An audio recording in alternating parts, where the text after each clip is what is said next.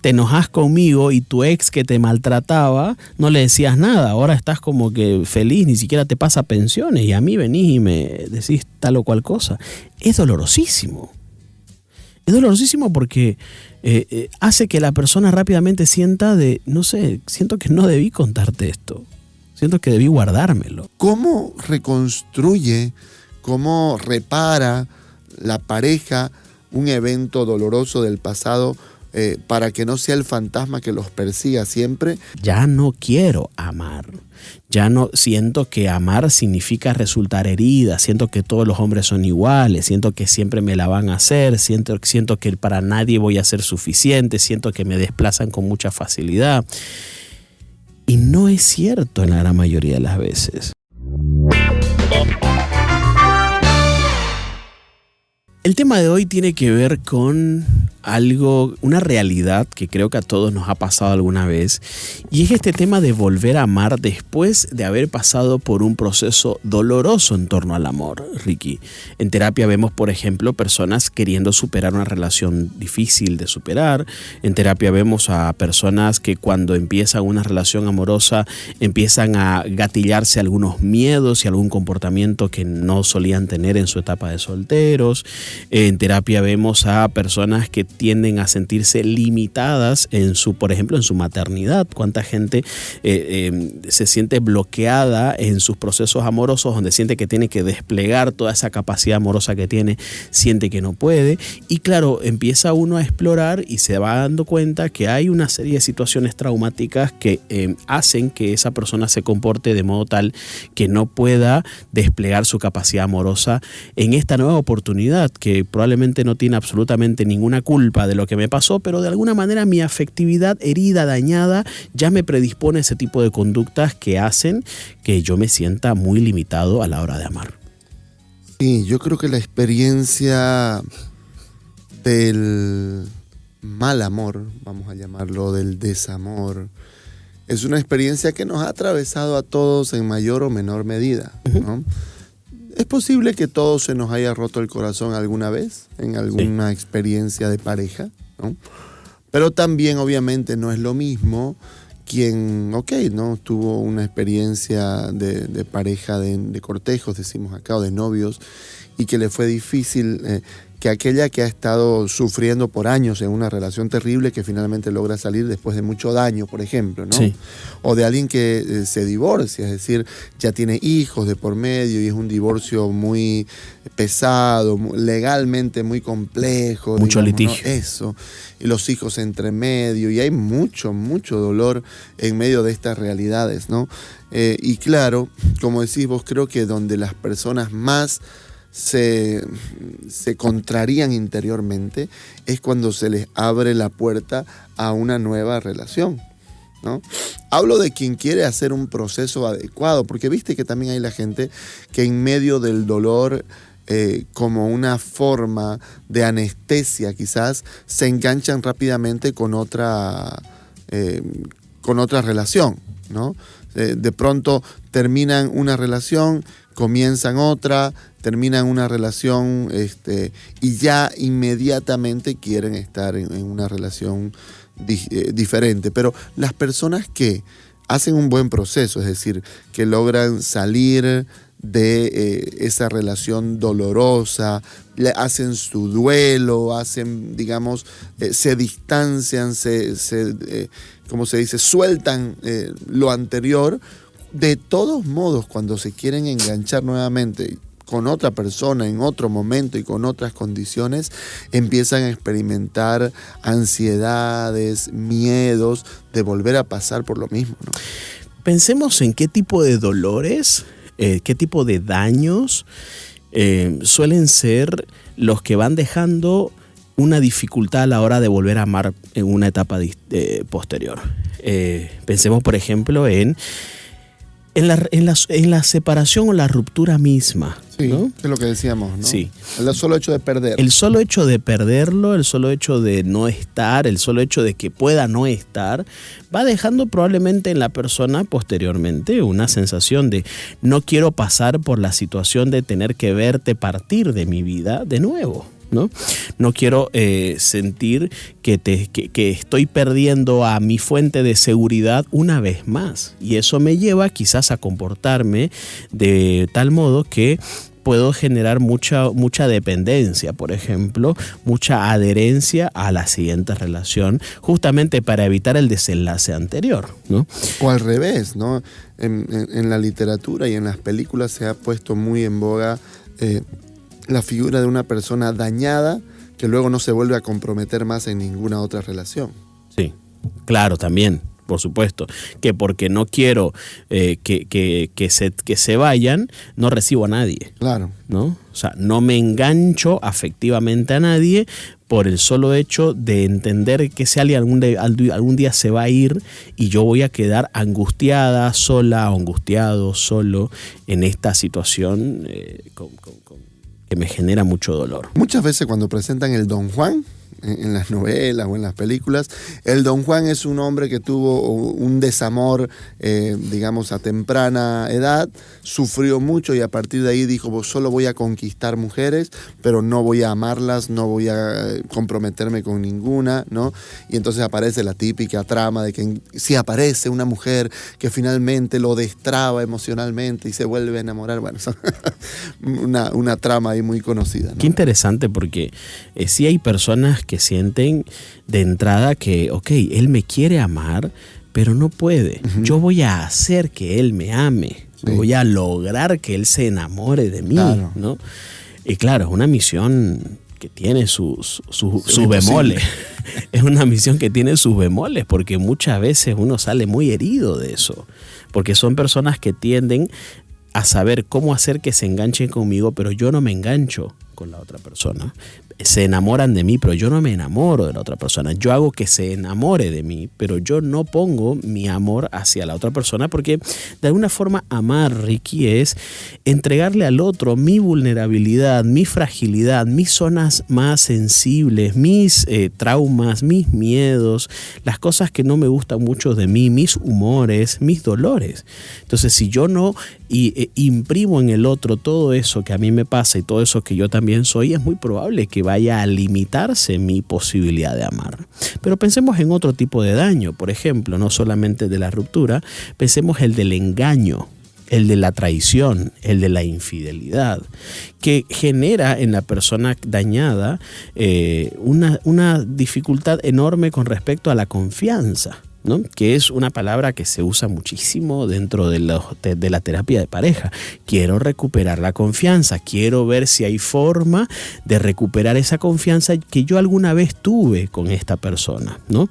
O hay personas que efectivamente procedieron a una separación, pero que en la siguiente, digamos, relación no necesariamente están creyendo que como me la hizo a persona 1, en persona 2 yo confío plenamente. No, va a haber una tendencia a la desconfianza probablemente en muchas de estas personas que han sufrido un engaño, por ejemplo. Y cuando la herida, Roque, penetra el yo, no sé si decir así, el ego, cuando llega a afectarme profundamente, cuando yo siento que no sé si ya volveré a ser yo misma después de esto, por ejemplo, ¿no? O yo mismo, cuando yo me veo afectado así, cuando me desconozco a mí mismo en medio de esta ruptura, cuando siento que se fue la persona y se fue con él gran parte de quién era yo, ¿no? Pues claro, ese yo herido termina luego siendo muy complejo volver a entregarse, por un lado, ¿no? Pero también es una persona a la cual le va a costar mucho perdonar, que al final, fíjate que debiese encauzarse todo el dolor en el filtro del perdón, para que del otro lado salga una persona sana, que pueda afrontar la vida de una manera ya positiva, no vivir desde lo que sucedió, desde lo que le pasó. Pero cuando el dolor, como digo, ha penetrado la identidad misma de la persona, perdonar es difícil. Pienso, por ejemplo, en qué poder decirle a esta persona que se limita en cuanto a la confianza, ¿no?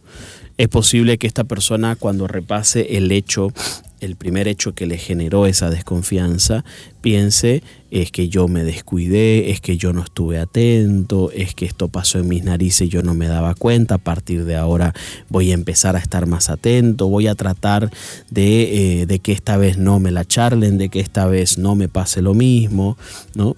Y Ricky, ese tipo de reacciones que por un lado parecen naturales, lógicas, porque una vez más, el ser humano huye del dolor. Tiene un instinto natural de huir al dolor y cualquier cosa que alguna vez le haya generado dolor es motivo suficiente para desarrollar toda una maquinaria de evitación de dicho dolor nuevamente. Y esa maquinaria que hace que yo no quiera pasar por ese mismo dolor nuevamente, muchas veces afecta también en mi deseo de amar. Ya no quiero amar. Ya no siento que amar significa resultar herida, siento que todos los hombres son iguales, siento que siempre me la van a hacer, siento que para nadie voy a ser suficiente, siento que me desplazan con mucha facilidad. Y no es cierto en la gran mayoría de las veces. Es más, nunca es cierto pensar que todos son iguales. Y esto quiero decir que recuperarle el deseo de amar después de un engaño, una traición, va a significar entender cuáles fueron los factores que inducieron a que esa conducta emerja. Ricky, normalmente, salvo en excepciones de infidelidades crónicas, donde gente que tiene un problema efectivamente con el tema de la conducta infiel, pero en la gran mayoría de las veces la infidelidad es una conducta muy compleja donde intervienen muchísimos otros factores que no sean solamente una persona que se levantó con ganas de estar con alguien más.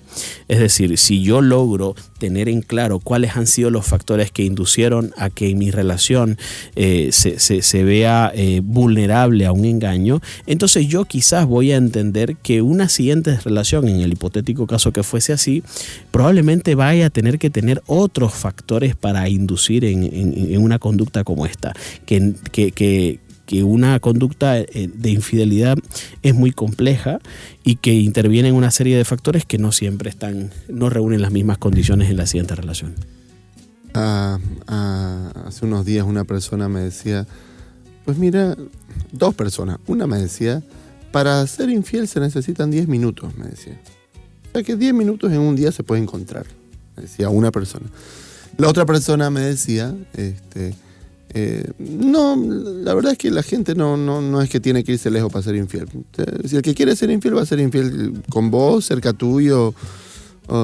Y esta gente es gente que está convencida que entrar en el mecanismo de evitar que el otro sea infiel es absurdo. Claro, es tonto, ¿no? Pero sí hay mucha gente que entra en ese, por el dolor probablemente o por el miedo, entran en la tarea de cuidarle la fidelidad del otro, cuando más allá de los factores que vos decías, finalmente es una decisión personal. Interesante porque lo que vos decís, o sea, complementa un poco, pues son dos formas de hallar calma cuando siento desconfianza en una segunda oportunidad.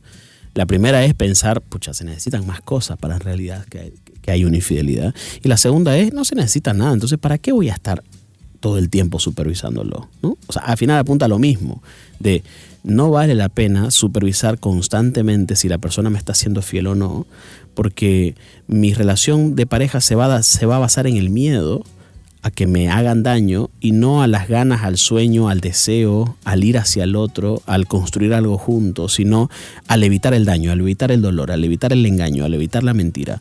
Y las relaciones que se viven así, no sé hasta qué punto pueden llamarse felices. No lo perdones, dice gente, ¿no? Eso no se perdona, es imperdonable, ¿no? Varias de las cosas por ahí, no hemos hablado de la violencia, pero podríamos empezar a hablar del abuso y de la violencia también dentro de las experiencias de pareja, ¿no? Desde la gente que recibe constante maltrato verbal o abuso psicológico hasta aquel que es maltratado física o incluso sexualmente por su pareja, ¿no? Y obviamente eso, por ejemplo, al igual quizás que la infidelidad, pero incluso un poco más allá, va a maltratar la identidad, insisto, la esencia de la persona, ¿no? Va a reducirla a decir no sos digna y no mereces, y por lo tanto te trato como si fueses un animal, una basura. Una pregunta muy importante sería, si yo estoy con mi pareja y noto que hay cierto comportamiento que a mí me parece, no sé, de la nada se pone a la defensiva, de la nada ataca, de la nada se pone muy nervioso, muy temeroso, muy ansioso, es probable que haya algo ahí que necesitemos explorar. Yo digo, ¿por qué actúa así? ¿Por qué se defiende tanto? ¿Por qué se sintió tan atacado, tan atacada cuando probablemente ni siquiera represente un ataque? ¿Qué debe hacer la pareja ahí? ¿Qué pensás vos sobre, noto que mi pareja está teniendo un problema con X comportamiento, por ejemplo, con mis salidas, o está teniendo un comportamiento muy particular con el dinero, se siente muy aterrorizada con la idea de que la estafe, por ejemplo, o que me aproveche de ella? Cuando vos te das cuenta que hay una historia, pero vos te das cuenta que puede estar habiendo una historia que más o menos haga que esta persona se comporte de este modo, ¿qué poder hacer como pareja? Porque ahí lo tentador es, hablemos de esa historia conmigo, vos sos mi pareja, háblame de esa historia y no sé, te termina hablando de su papá que fue así con su mamá, o te termina hablando de su expareja que fue así con ella, te puede hablar de una serie de cosas. La pregunta es, ¿qué tan útil consideras que suele ser ese tipo de conversaciones en pareja cuando uno ya detecta que hay algo detrás de ese comportamiento? Es útil, muy útil, más también es un riesgo, ¿no? Porque es igual, como decías vos, es pedirle a la persona que se muestre vulnerable, ¿no? Y a veces no tenés muchas garantías de qué va a significar eso. ¿Qué va a pasar con lo que yo voy a contar? Es un riesgo porque hay gente que experimenta que luego de que contó esa historia empiezan a haber recriminaciones de yo no soy tu papá, ya olvídate de esas cosas, ya quién te dañó. Ese tipo de comentarios que pueden ser más bien humillantes para la persona que decidió hablar. Es humillante, ¿no? Es humillante porque es como decir, te enojas conmigo y tu ex que te maltrataba no le decías nada, ahora estás como que feliz, ni siquiera te pasa pensiones y a mí venís y me decís tal o cual cosa. Es dolorosísimo. Es dolorosísimo porque hace que la persona rápidamente sienta siento que no debí contarte esto, siento que debí guardármelo. Claro. Pero guardarlo tampoco es lo más recomendable. Si queremos tener recién yo conversaba igual con una persona que decía, bueno, ¿usted quiere tener un matrimonio? ¿Lo que usted tiene es un matrimonio? No, me dice. Bueno, entonces bájale un poquito la expectativa a eso. Le dije, porque si usted se da claramente cuenta de que lo que tiene no es un matrimonio, porque bueno, encima ni siquiera están casados, pero yo quiero que sea, está bien, pues entonces o construimos y buscamos ser una relación buena, útil, o empezamos a resguardarnos un poquito, porque también arriesgarme mucho cuando siento de que lo que tenemos todavía no es lo suficientemente importante o fuerte, bueno, eso puede ser todo un tema, ¿no?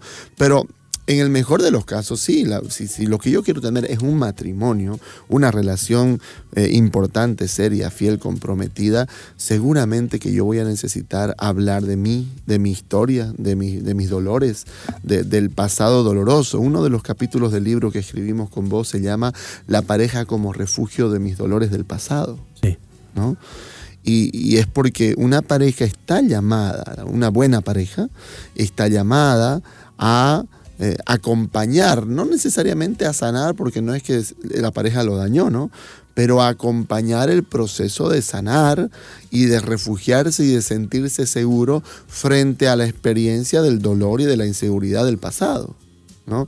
Y creo que una buena relación de pareja puede ser muy confortante para eso, ¿no? Yo quiero un poquito seguir en la línea del perdón, que al final creo que es donde se tiene que desembocar todo esto para poder sanar y para poder ser libre de esas historias y reconectarme otra vez, ¿no? Y entonces creía yo que frente a las historias de dolor podrían haber, por ejemplo, unos cuantos escenarios, ¿verdad? Por lo menos los dos típicos, ¿no? Que serían, digamos, 3. Separarme definitivamente, separarme por un tiempo y no separarme y mantenerme en la relación para que aparezca la reparación del daño, ¿no? Cuando que sepas que siempre que yo descubro que hay una violencia que no se está pudiendo controlar, yo sugiero que sepárense, por favor, porque se van a dañar más y no saben dónde puede escalar esa violencia, ¿no? Ahí toca pensar en los hijos, toca pensar en la integridad de las personas. En la integridad de las personas. Y yo repito hasta el cansancio que la dignidad de la persona humana es mayor que la dignidad del matrimonio. Yo siempre les digo, miren, los quiero juntos, pero antes los quiero vivos. Claro. Y antes los quiero sanos mentalmente. Los quiero juntos, pero antes los voy a querer sanos y los voy a querer vivos. En el escenario de la separación definitiva, frente a escenarios como estos que estamos diciendo dolorosos, frente a circunstancias muy complejas y que te llevan realmente a romper la relación, pues bueno, creo que es por donde hemos estado conversando hasta ahora y que de todos modos tiene que haber un perdón ahí, más no ya una reconciliación. Hay un perdón, yo tengo que soltar esa historia, tengo que dejarlo atrás. Y si tengo hijos con esa persona, más vale que yo crezca en el perdón, en la compasión, para poder tener algún tipo de vínculo cordial para beneficiar a los hijos que tengo con esa persona, ¿verdad? Si el camino es la separación definitiva.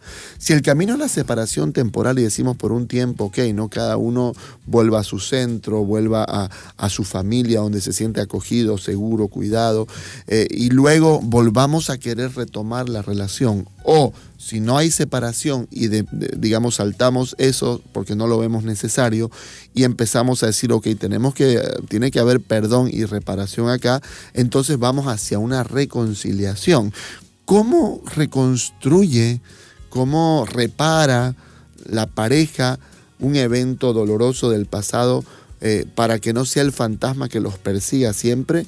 Pues bueno, es toda una tarea, es todo un tema y no es sencillo y casi siempre se necesita ayuda, ¿no?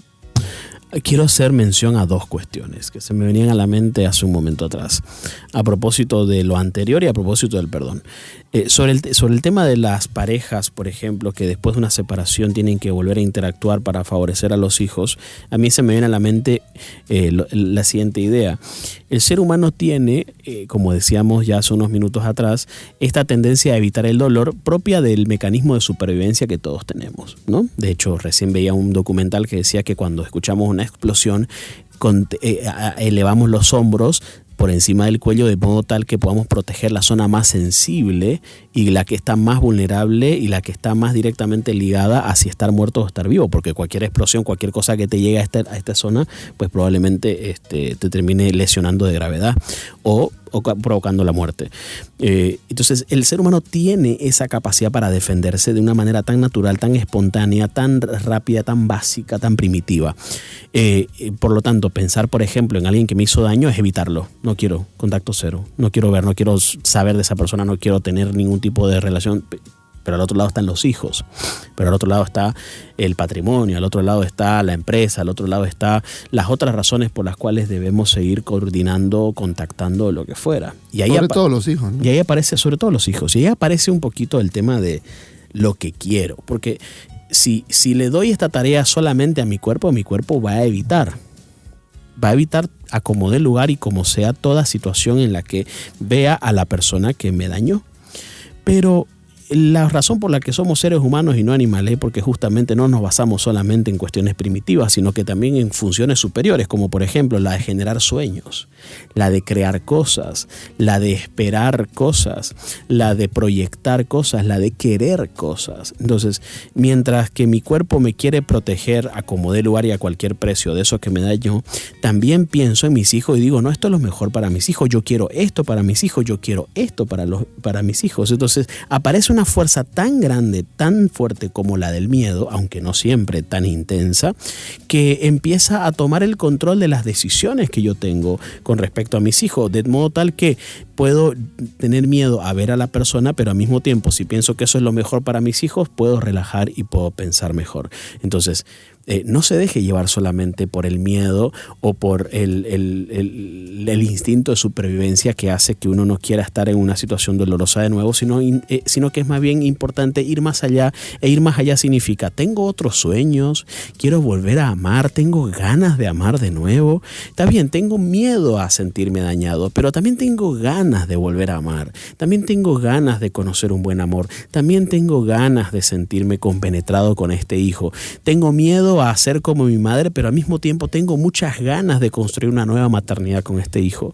Me voy a animar a eso. Porque el ser humano no solamente se la tiene que pasar huyendo de dolores y huyendo de miedos, porque no logra muchas cosas así. Tiene que soñar cosas y tiene que saber que más allá del daño y del trauma y del dolor, hay todo un mundo que me está esperando y que necesito ir hacia eso. No solamente huir de todo lo que me daña, sino ir hacia lo que quiero. En este camino creo que lo espiritual es fundamental. Creo que cuando uno aprende de la misericordia divina, cuando uno conoce la manera en cómo Jesús, por ejemplo, vivió y perdonó, cuando uno experimenta el saber que uno tiene defectos, errores y aún así lo perdonan y lo aman, creo que el perdón se hace un camino un poco más posible. No digo fácil, ¿no? Digo posible. Cuando uno experimenta el amor que todo lo llena, el amor que todo lo puede, cuando uno se siente contenido y seguro en Dios, creo que es más sencillo atravesar el dolor en general, y creo que también es más posible animarnos a volver a amar, ¿no? Porque Dios es amor. Y cuando uno experimenta ese amor de Dios, la posibilidad de perdonar al otro y de amar al otro es también más sencilla, ¿no? Por eso creo que esta dimensión espiritual de las personas, cuando pasan por el dolor, cuando se le da un sentido, cuando uno lo entiende, cuando brota nuevamente en nosotros la esperanza, cuando volvemos a sentirnos dignos, amados, queridos, cuando volvemos a sentir que somos buenos, porque el dolor nos miente mucho, nos dice no servís para nada, no vas a lograr nada, nadie te quiere, nadie te va a volver a querer, ese tipo de mentiras.